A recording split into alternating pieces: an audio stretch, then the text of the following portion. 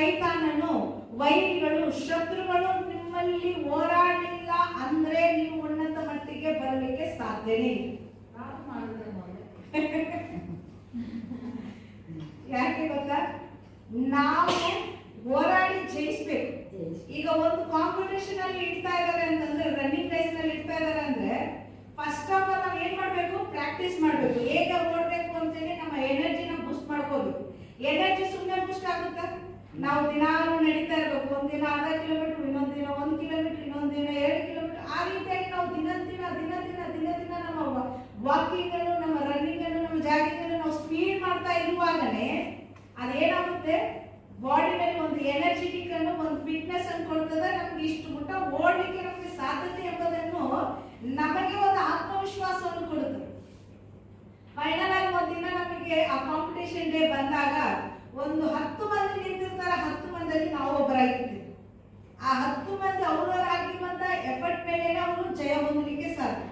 ಹಾಗೆಯೇ ನಮ್ಮ ಮುಂದುಗಡೆ ಒಂದು ಗುರಿ ಇರ್ತದೆ, ನಮ್ಮ ಹಿಂದುಗಡೆ ಒಂದು ಶತ್ರು ಇರ್ತಾರೆ. ಈಗ ಶತ್ರು ನಮ್ಮನ್ನು ಬೆನ್ನತ್ತಲಿಲ್ಲ ಅಂದ್ರೆ ನಾವು ಮುಂದೋಡ್ಲಿಕ್ಕೆ ಆಗುದಿಲ್ಲ. ನಾವು ಮುಂದುಗಡೆ ಇರುವಂತ ಆಶೀರ್ವಾದ, ಜಯಮಾಲೆ ಕಿರೀಟವನ್ನು ಹೊಂದಿಕೊಳ್ಬೇಕು ಅಂತಂದ್ರೆ ಇಲ್ಲಿರುವಂತ ಶತ್ರುವನ್ನು ನೋಡಿ, ಶತ್ರು ನಮ್ಮನ್ನು ಹಿಂಬಾಲಿಸ್ತಾ ಇರ್ತಾನೆ. ಯಾಕೆ ಗೊತ್ತಾ? ನಾವ್ ಎಲ್ಲಿ ಕೆಳಗೆ ಬೀಳುತ್ತೇವೋ ನಮ್ಮನ್ನು ದುಬ್ಬಿ ಅದರ ಮೇಲೆ ಓಡಿ ಹೋಗ್ಬೇಕು ಅಂತೇಳಿ. ಹಾಗೆ ನಾವು ಏನ್ ಮಾಡ್ಬೇಕು ಗೊತ್ತಾ? ನಮ್ಮ ದಿನನಿತ್ಯದಲ್ಲಿ ದೇವರಲ್ಲಿ ಪ್ರಾರ್ಥನೆ ಮಾಡುವುದನ್ನು ನಾವು ಹೆಚ್ಚಿಸಬೇಕು.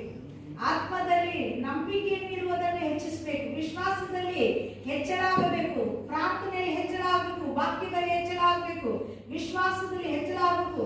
ಇವೆಲ್ಲ ನಾವು ಹೆಚ್ಚುಪಡಿಸಿಕೊಳ್ಳುತ್ತಾ ಬರುವಾಗನೇ ನಾವು ಮುಂದೆ ಇರುವಂತ ದೇವರ ಜಯ ಕಿರೀಟವನ್ನು ಹೊಂದಿಕೊಳ್ಳಲಿಕ್ಕೆ ಸಾಧ್ಯ. ಒಂದು ವೇಳೆ ನಾವು ಆ ರೀತಿಯಾಗಿ ನಾವು ದೇವರ ಜಯ ಕಿರೀಟವನ್ನು ಹೊಂದಿಕೊಳ್ಳಕ್ಕೆ ಹೋಗದೆ, ಅಯ್ಯೋ ದುಷ್ಟನು ಬರ್ತಾ ಇದ್ದಾನೆ, ದುಷ್ಟನ ಮುಗಿಸ್ಬಿಟ್ಟು ನಾನು ಮುಂದೆ ಹೋಗ್ತೀನಿ ಅಂದ್ರೆ ಸಾಧ್ಯವೇ ಇಲ್ಲ. ಅವ ನಮ್ಮ ಹಿಂದೆ ಬರ್ತಾ ಇದ್ದಾನೆ, ನಾವು ಮುಂದೆ ಹೋಗ್ಲಿಕ್ಕೆ ಆಗ್ತದೆ.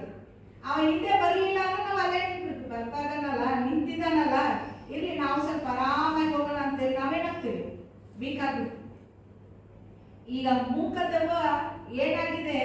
ಅವನಲ್ಲೇ ಅಲ್ಲೇ ಇದ್ದುಕೊಂಡು, ಅವನಲ್ಲಿ ಎಷ್ಟೋ ವರ್ಷ ಕಾಲ ಇದ್ದುಕೊಂಡು ಅವನು ಅನುಭವಿಸಬೇಕಾಗಿರುವಂತ ಆಶೀರ್ವಾದಗಳು, ಆ ವ್ಯಕ್ತಿ, ಆ ಮನುಷ್ಯರು ಅನುಭವಿಸಬೇಕಾಗಿರುವಂತ ಆಶೀರ್ವಾದಗಳು, ಬಿಡುಗಡೆಗಳು, ಸಂತೋಷ, ಸಮಾಧಾನ